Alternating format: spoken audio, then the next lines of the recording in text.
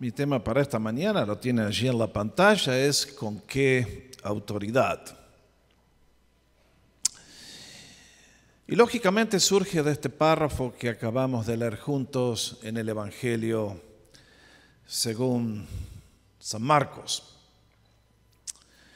Ustedes conocen el proverbio español que dice: no hay peor ciego que el que no quiere ver. Este párrafo, este proverbio tiene mucho de realidad, ¿no es cierto?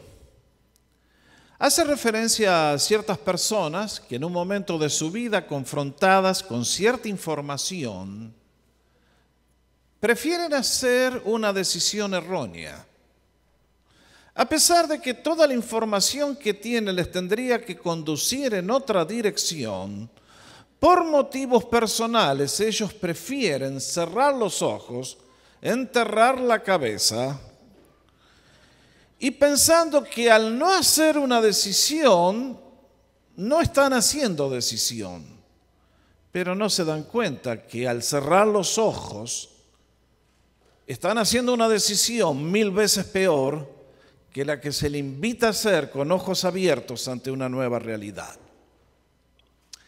El párrafo que hoy tenemos por delante en el Evangelio de Marcos nos cuenta la historia de un grupo de hombres que quisieron ser ciegos a propósito, que a pesar de todos los beneficios que tuvieron y las oportunidades inigualables que ninguna otra generación en la historia tuvo como la que ellos tuvieron, prefirieron elegir mal. Y pensando que cerrando los ojos iba a estar todo bien. Y sin embargo, las cosas no son así. Cuando ustedes y yo nos acercamos al Evangelio de Marcos, al capítulo 11, al final, a este versículo 27, comienza un relato de la confrontación que Jesús tiene de manera final con los líderes religiosos de la nación hebrea en la última semana de su vida. Lo vamos a encontrar en este párrafo que leímos y en la confrontación van a ver que ocupa todo el capítulo 12 que vamos a considerar en los próximos domingos.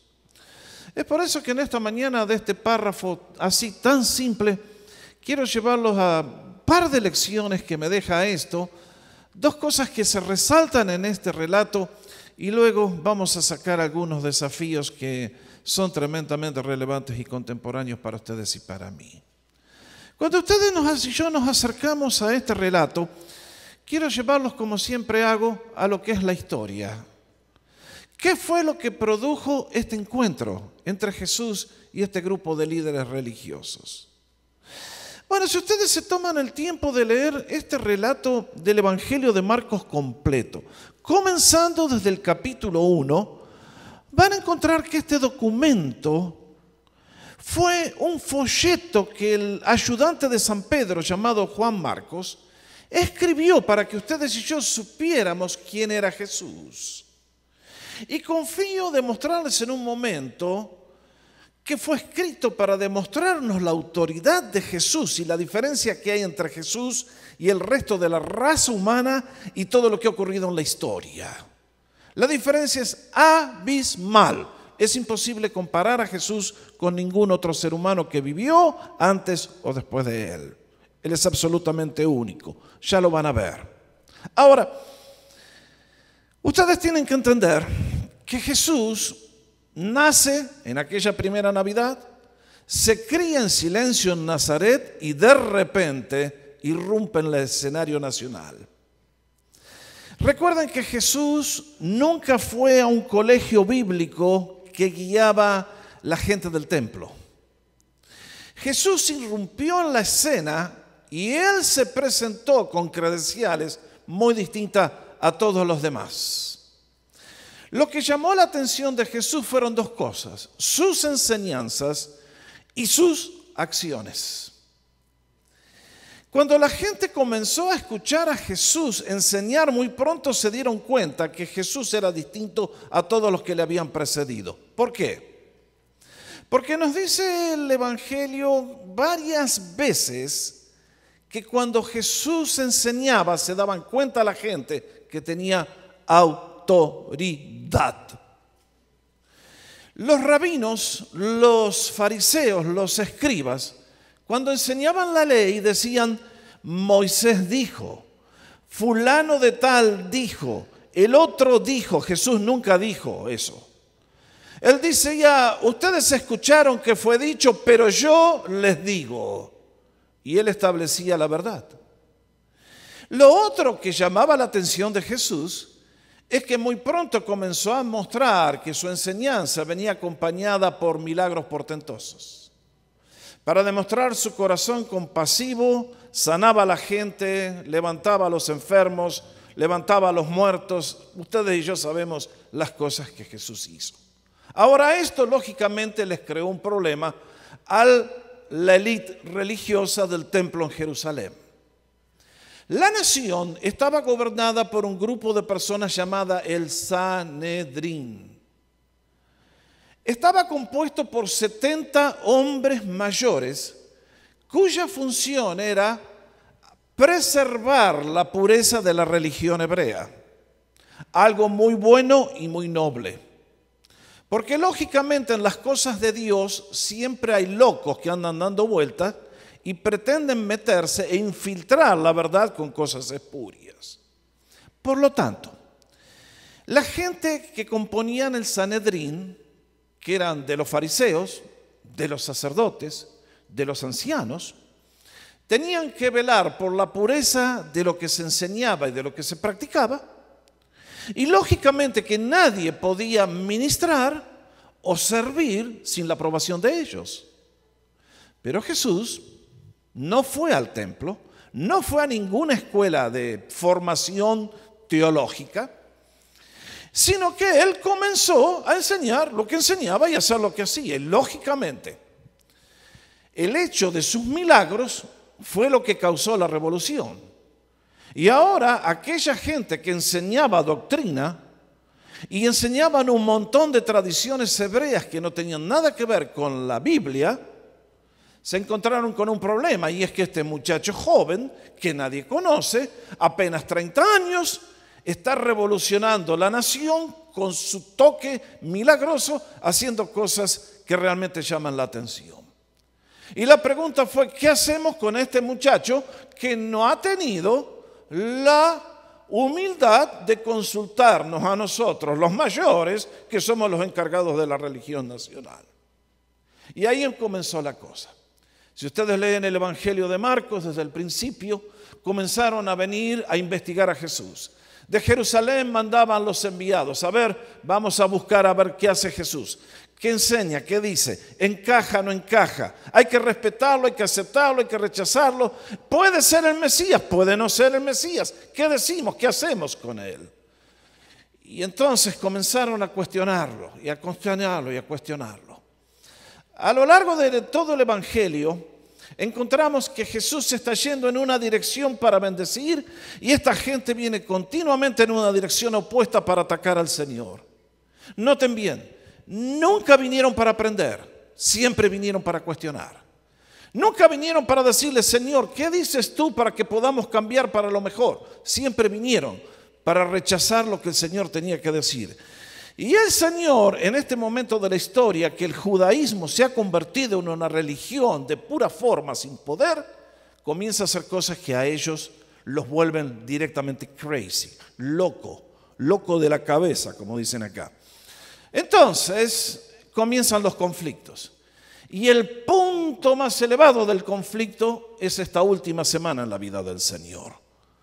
Porque ustedes y yo recordamos la historia que ese domingo, es el domingo de Ramos, es el domingo cuando el Señor entró en Jerusalén como el rey de la nación, en cumplimiento de las profecías que estaban escritas. Y el Señor, cuando las multitudes comenzaron a gritar, Hosanna, Hosanna, bienvenido el Hijo de David, bienvenido el Rey que llega, los del templo se pusieron y le dijeron, tú no puedes aceptar esos gritos. Y Jesús dijo, sí, los acepto. Y entonces se dieron cuenta que estaban con un grave problema. O este estaba loco, ¿o quién es entonces? Y entonces, ay, ¿qué vamos a hacer? ¿Quién es este muchacho? ¿Quién es este joven?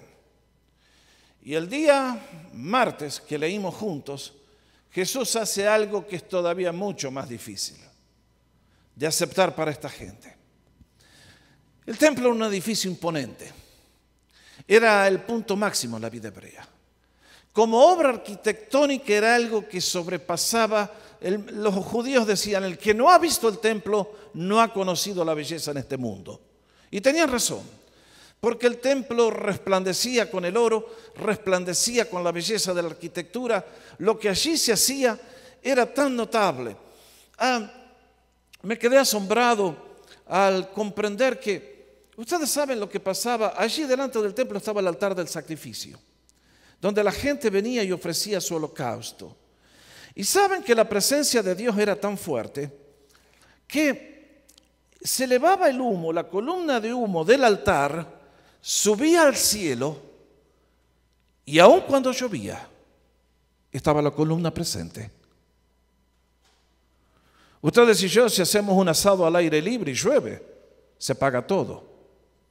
La mano de Dios se aseguraba que en el templo, como un testimonio de su presencia y su poder, allí estaba eternamente la columna de humo subiendo al cielo.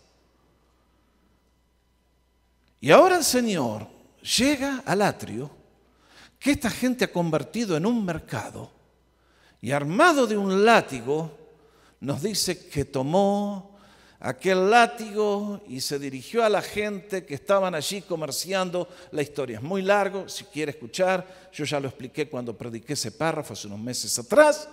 Los sacó a todos y les recordó, esta es mi casa. No dijo, esta es la casa de Dios, esta es mi casa y ustedes la han convertido en cueva de ladrones. Y lógicamente ahora vienen a hacerle la pregunta. Al día siguiente, la limpieza del templo originó esta confrontación, que es lo que me lleva a la próxima transparencia. El antecedente es, Jesús ha enseñado y actuado en contradicción a todo lo que los líderes religiosos sabían hacer o hacían. Y ahora, entonces, vean bien lo que dice el relato. En este versículo 27, volvieron entonces a Jerusalén y andando Jesús por el templo se le acercaron. Noten quiénes, los principales sacerdotes, la élite, los de más alto, los de más rango. Había un grupo de 24 sacerdotes que ministraba todas las semanas en el templo. Y evidentemente de los más viejos, de los más sabios, de los que más conocían, algunos de ellos vinieron a interrogar al Señor. Se les acercaron, ¿quiénes? Los escribas que enseñaban la Biblia al pueblo, el Antiguo Testamento. ¿Y quiénes? Los ancianos. Formaban parte de las familias patricias, diríamos, usando el lenguaje de la historia en Roma. Aquellos que pertenecían a la aristocracia social y espiritual de la nación. ¿Y vinieron a qué? A interrogarle. Es interesante que el relato paralelo que escribe San Lucas nos dice, vinieron a enfrentarle. Usaron otra palabra muy distinta. Vinieron a chocarle, a llevarle por delante, a demandarle. Danos una explicación acá. Con ese espíritu llegaron.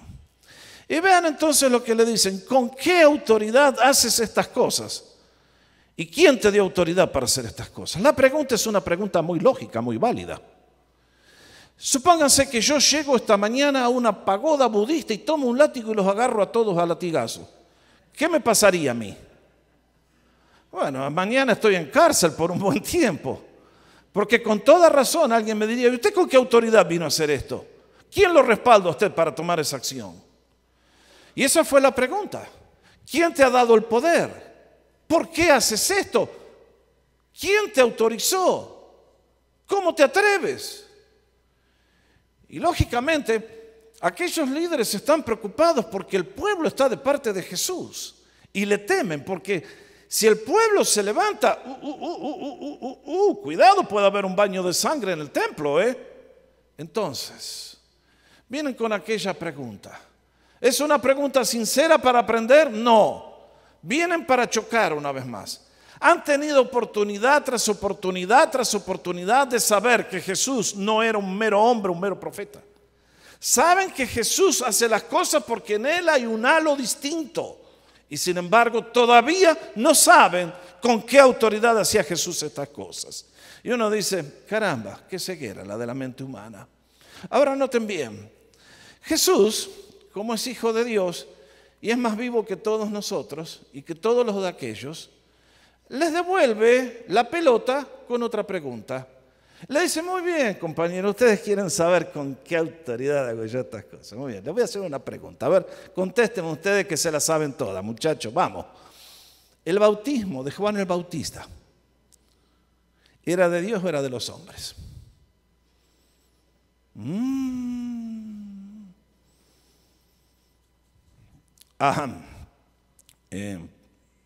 ¿Se acuerdan el chiste de no se escucha padre, no? Más o menos la misma historia. No sé cuánto escucharon esa historia, algún otro día se las cuento y no me quiero distraer. Pero lo cierto es que esta gente se encontró con que ahora Jesús les mete en un dilema. ¿Por qué? Christopher, creo que hay un versículo de Lucas que está en la transparencia anterior. Gracias.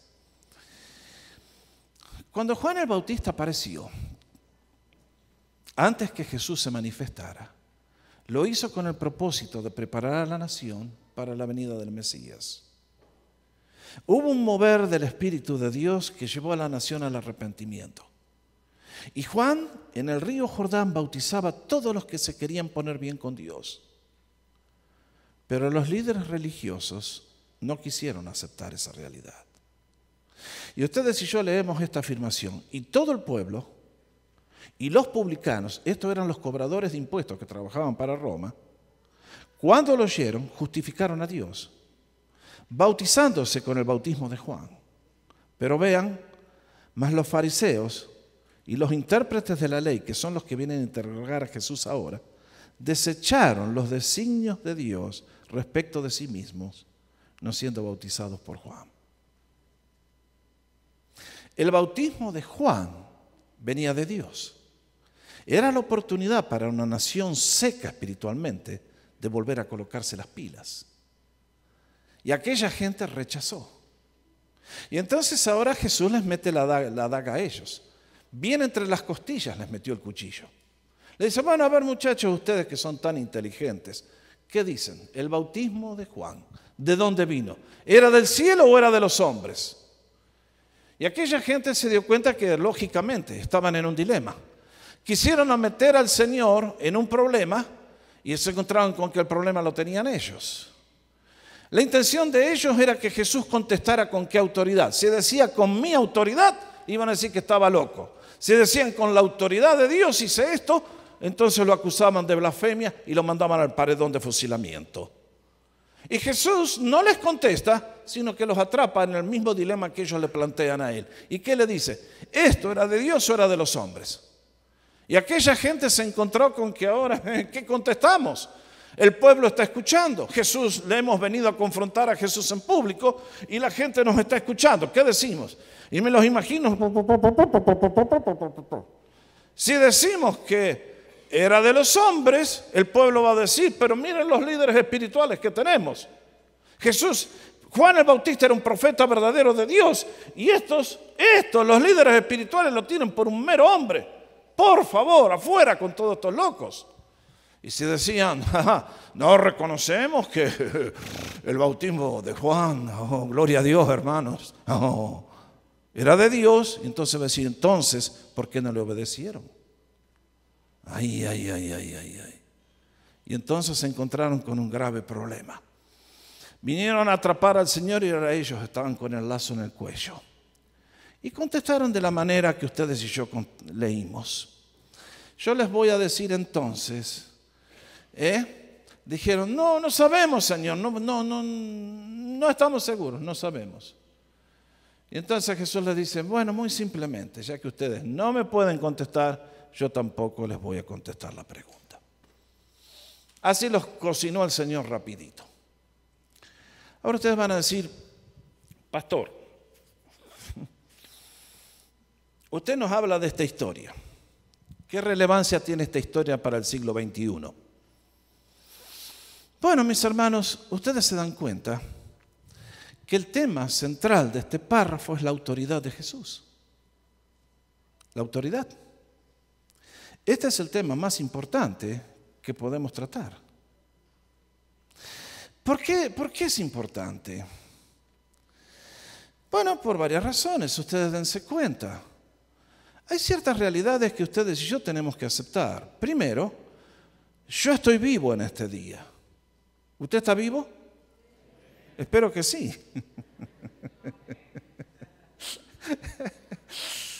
Pero todos ustedes y yo un día no vamos a estar más en este mundo, nos vamos a ir de acá.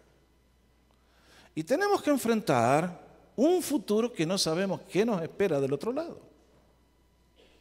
Ahora es una realidad también que en este mundo están llenos de versiones, de verdades, si les quieren llamar. De gente que trata de desentrañar el misterio de la vida y dicen, la esencia de la vida es esto, la esencia de la vida es aquello, la verdad está aquí, la verdad está allá. Y voces hay muchísimas. Los filósofos se levantan con su versión, ciertos profesores se levantan con la suya, religiones. ¡Puh! Un día me metí en un sitio en la internet de las religiones y sectas que hay en el mundo. Había más de 2000. Calculo que en el día de hoy, eso fue hace 5 años, deben ser 44.000 más o menos. Cada ser humano tiene su propia religión. Ustedes y yo salimos a ver, a caminar, a interactuar con las personas. Y cuando hablamos de Jesús, ¿con qué nos encontramos? Que inmediatamente todos nos dan a entender su religión. Y la pregunta que existe en el día de hoy es, ¿con qué autoridad ustedes los cristianos nos quieren hacer tragar esta píldora amarga? ¿Quiénes son ustedes? ¿Qué derecho tienen a proclamar la verdad y a decirnos? ¿Ya ven? Aquí en Norteamérica se hizo una decisión, la cultura mayoritaria presionó la corte, nuestro presidente aprobó y ahora hay una nueva definición de lo que es el matrimonio y la familia. Muy bien, muy bien. Están ejerciendo el derecho democrático. Pero ¿y Jesús qué dirá de todo esto? ¿Qué dirá? ¿Qué dirá el Señor? Y alguien va a decir, pero pastor, no sea tan necio. ¿Qué autoridad tiene Jesús? ¿Quiere saber? Vamos a la tabla que les compuse para que vean alguna vez que lean el Evangelio de Marcos quién es Jesús y la autoridad que tiene y hasta dónde llega. Vean ustedes, cuando uno encuentra el Evangelio de Marcos, este documento tan increíblemente breve y sin embargo tan poderoso de lo que Jesús es y la autoridad que tiene, no sé si alcanzarán a leer desde la distancia las letras que están allí, pero comenzando con el capítulo 1 y hasta el final, vamos a encontrar que Jesús tiene autoridad sobre 23 áreas en las cuales ningún ser humano tiene. No se olvide, le va a hacer bien. Primero, Jesús tuvo autoridad para llamar personas a sus servicios. Un día encontró a los pescadores, encontró a Mateo y le dijo, síganme. Y aquella gente le siguió y su vida nunca volvió a ser la misma. Segundo, Jesús tenía autoridad para enseñar. Lo que Él enseñó, ningún otro lo ha enseñado. Jesús hablaba de cosas que nadie puede saber porque tienen que ser revelación de Dios que vive del otro lado de la eternidad, en el mundo del Espíritu. Los seres humanos no tenemos acceso a ninguna de las cosas que Jesús nos enseñó. Tercero, Jesús demostró autoridad sobre el mundo espiritual. Allí nomás, en el comienzo de su ministerio, en la sinagoga de Capernaum, el día que estaba hablando, un demonio se manifestó y Jesús le dijo, ¡hey, fuera de acá! Jesús tenía autoridad sobre el mundo espiritual. Y quiero asegurarles a todos que los demonios están vivos. Y ese es el problema que tienen muchos en sus hogares y por eso no salen de los problemas. Satanás vive y lo conoce a usted y lo maneja mejor que todo lo que usted se puede imaginar. Jesús tenía autoridad sobre ese mundo espiritual. Cuarto, Jesús tenía autoridad sobre la enfermedad. Lo que llamaba la atención de Jesús es que Jesús, como les decía la vez pasada, no vino a poner una escuela de perros para guías perros para los ciegos. Jesús sanaba a los ciegos. Jesús levantó a la suegra de Pedro, hizo millones de sanidades. ¿Cuánta gente quisiera tener lo que Jesús tiene en el día de hoy? Si Jesús pasara por el hospital hoy, se acaba la medicina. Él con el toque de su mano los levanta a todos. Bendito sea. Si llegara a City of Hope, y demos gracias por todos nuestros buenos médicos y todos los que sirven en la medicina porque son la mano de Dios para nosotros, no lo olviden. Pero si Jesús pasara en cualquier enfermedad, donde están los niños muriendo de leucemia, pondría su mano y sacaba el problema así. Ese es Jesús. Él tiene autoridad sobre lo que nadie tiene autoridad. Tenía autoridad para perdonar pecados. Bueno, qué interesante. Un día le trajeron un paralítico. Lo bajaron los amigos abriendo el techo de la casa donde estaba Jesús. Y Jesús le dijo: hijo, tus pecados te son perdonados. Y aquellos líderes religiosos se quedaron. ¿Qué dijo? ¿Qué dijo? ¿Escuchaste lo que dijo? Pero mira lo que dijo. Que perdona pecados. Y lógicamente los fariseos tenían razón. ¿Cómo un hombre va a perdonar pecados cuando solamente Dios puede perdonar pecados que se han hecho contra él? Y entonces Jesús, sabiendo lo que estaba pasando, dice: a ver, muchachos, ¿qué es más fácil? ¿Decirle a un hombre, tus pecados te son perdonados, o levántate y anda? Y para recordarnos que perdonar pecados es imposible para ustedes y para mí, y es tan imposible como levantar a un hombre que está quebrada aquí la espina y está cuadrapléjico. Jesús le dijo al paralítico: a ti te digo, levántate. Y aquel hombre salió caminando. Jesús tiene autoridad para perdonar tu culpa y hacerte una nueva criatura. Pero también tenía poder sobre las tradiciones. Un día le dijeron: ¿qué pasa, maestro? Tus discípulos no se lavan las manos. Y Jesús le dijo: todas esas cosas no van. Sexto, próxima transparencia. Jesús tuvo autoridad sobre el día sábado. ¡Ay, cuidado el día sábado! Hay un hombre ciego, pero Jesús lo sanó. ¿Cómo va a sanar en el sábado? Y Jesús le dice: oigan, el sábado fue hecho para el hombre, para que el hombre se recupere, para que el hombre se sane. Por eso lo voy a sanar. ¡Bum!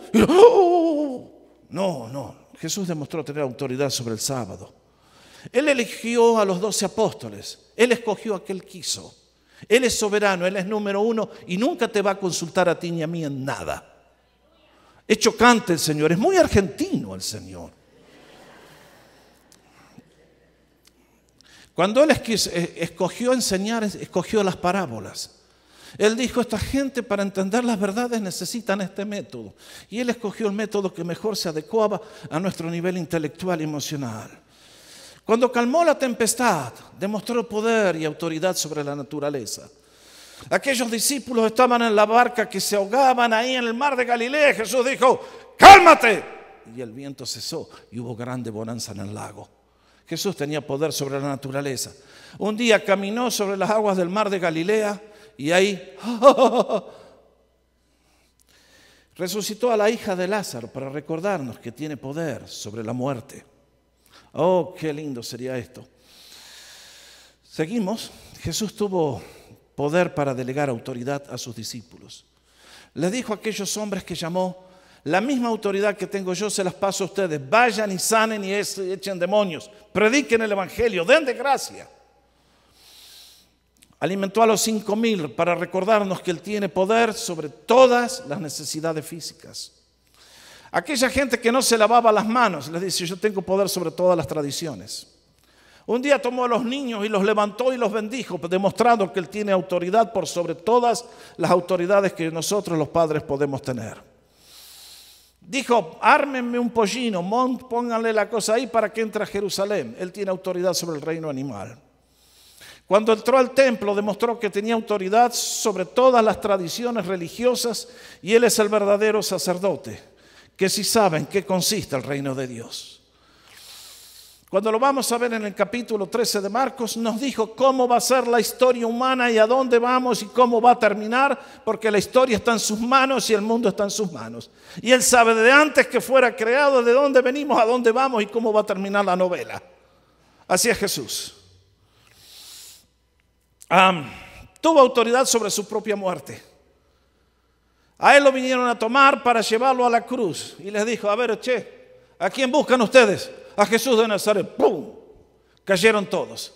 Ahí los podría haber dejado el Señor. Pero Él había venido para morir por ti y por mí, para perdonar nuestros pecados. Y por eso dijo, yo pongo mi vida. Nadie me la toma. Yo la pongo y yo la vuelvo a tomar. El Señor era soberano y tiene poder absoluto sobre sus decisiones. Él fue a la cruz porque Él vino para ir a ese lugar, para darnos una oportunidad a ustedes y a mí. Y nos dice, seguimos más. Él se entregó a la muerte cuando Él quiso. Tuvo poder sobre la resurrección. Tuvo poder sobre la muerte resucitando. Levantado de entre los muertos, se levantó para enviar a sus hijos, a sus siervos, a predicar las buenas noticias de que Él vive. Y como si eso fuera poco, le ganó a la NASA por algunos puntos Jesús. Antes que se inventara el primer cohete, un día, venciendo la ley de la gravedad, subió al cielo en una nube. Los discípulos no le vieron más y los ángeles dijeron, este mismo Jesús que vieron ir al cielo, asimismo vendrán las nubes del cielo con gran poder y gran gloria. ¿Tiene autoridad Jesús? Ahora, damas y caballeros, yo les pregunto a cada uno de ustedes, ¿en quién está basada vuestra fe? Hello. ¿Me pueden mencionar, dar el nombre de un solo ser humano que haya hecho algo de lo que Jesús hizo? Go ahead, please. Give me the name. No existe, ¿no es cierto? Ningún ser humano ha podido hacer lo que hizo Jesús. Los seres humanos somos criaturas del tiempo limitados y en la necesidad de la ayuda de un Salvador poderoso. Ustedes y yo somos personas del tiempo. Estamos sacudidos por 1000 problemas y por 1000 dilemas. El mundo en que vivimos es una hecatombe que cada vez se pone peor. Y damas y caballeros, ¿dónde está nuestra esperanza si no vamos a Jesús? ¿Hizo Confucio las cosas que Jesús hizo? ¿Enseñó Buda las cosas que Jesús hizo? ¿Enseñó Alá a través de su gran profeta Mahoma lo que Jesús nos enseñó? ¿Hizo lo que hizo? Cuando aquella gente preguntó con qué autoridad haces estas cosas, estaban haciendo la pregunta más importante que hoy se está discutiendo, que se les decía hace un rato. ¿Y ustedes los cristianos por qué dicen las cosas que dicen? Porque Jesús lo dijo. Muchos dicen, ustedes los cristianos son fanáticos. No, no somos fanáticos. Te estamos diciendo a todos los que nos quieran escuchar lo que Jesús dijo. Vean ustedes. Yo en esta mañana les estoy diciendo, yo, el Almighty Jorge Oscar Sánchez, digo. Si yo dijera eso, ustedes se largan a reír y se me van de acá volando. Pero lo que nos une en esta mañana, ¿qué es? ¿Qué dijo Jesús? Porque Él, siendo Dios, tiene absoluta autoridad en todo lo que dijo, lo que hizo, y lo hizo de una manera acabada, completa, perfecta. Nadie puede agregar nada a lo que Jesús hizo, a lo que Jesús dijo. Todo lo que Él nos dio era lo mejor que ustedes podíamos escuchar, lo mejor que necesitamos, lo único que necesitamos. Entonces, cuando uno llega a este punto, tiene que decir, pastor, ¿y entonces a dónde vamos con todo esto? A que, mi hermano querido, en este mundo hay dos grupos de personas, nos dijo el Señor.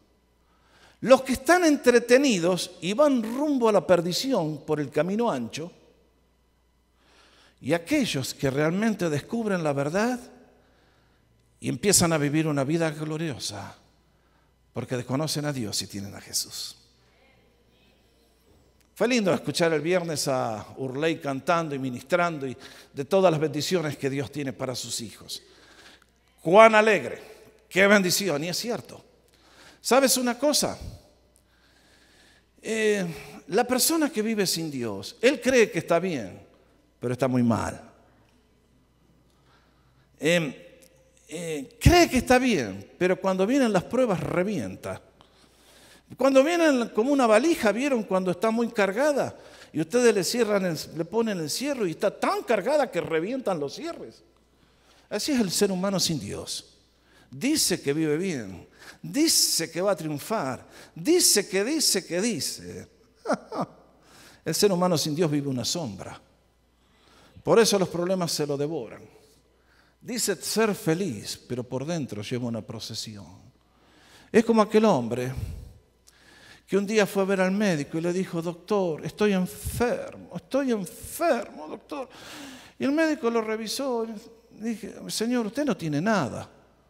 Dice: pero estoy enfermo, doctor, estoy enfermo. Y le dice: usted no tiene nada. Pero estoy enfermo, doctor. Y entonces le dice: bueno, mire, le recomiendo una cosa. Acaba de llegar a la ciudad un circo que dicen que tiene un payaso que hace descostillar a todos de la risa. ¿Por qué no va a ver el payaso? Así se relaja un poco. Y aquel hombre mirándolo le dice: yo soy el payaso, doctor.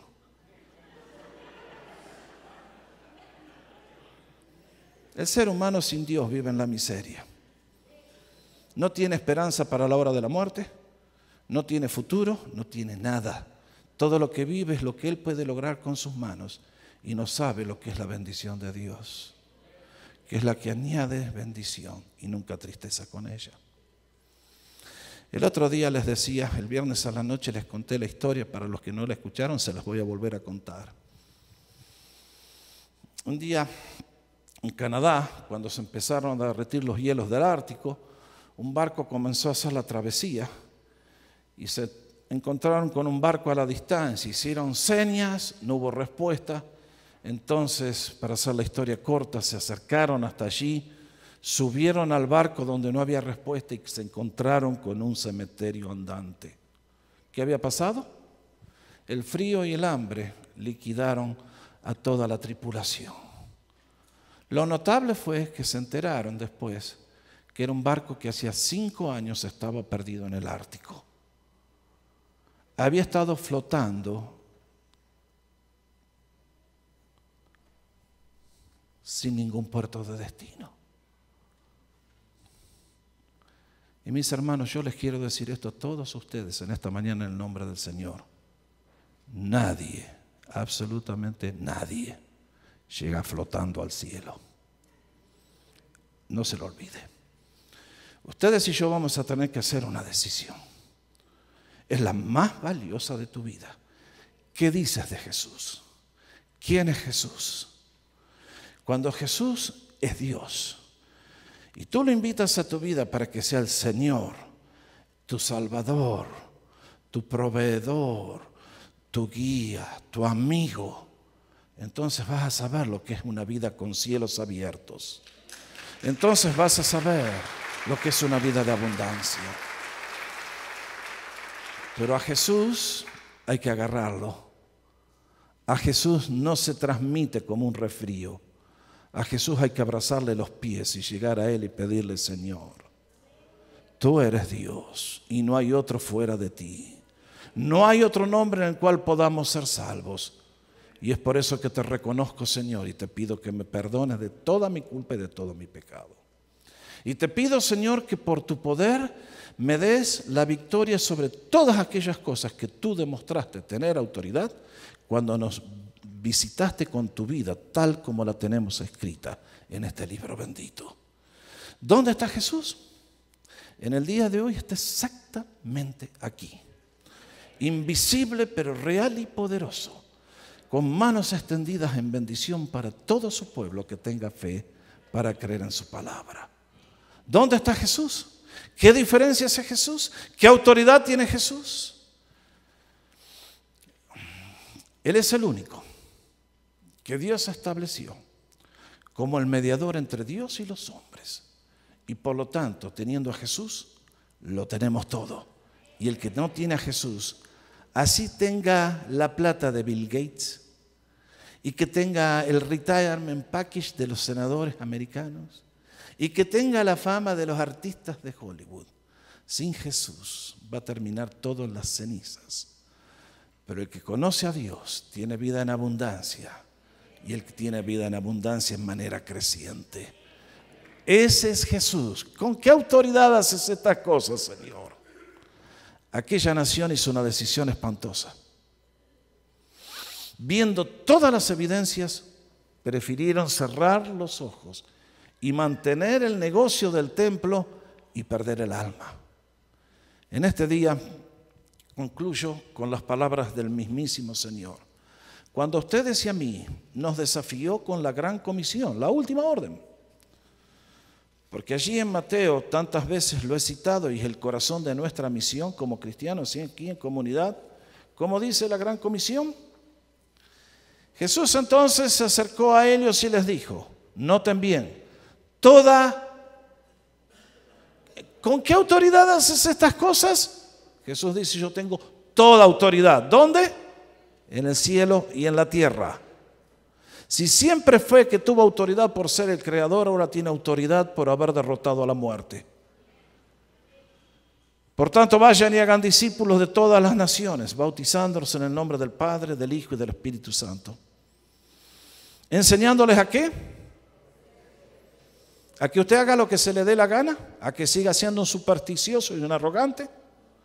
No, a que comprenda que cuando nos sometemos al plan de Dios es que nuestra vida comienza a tomar alas y volamos y somos bendecidos.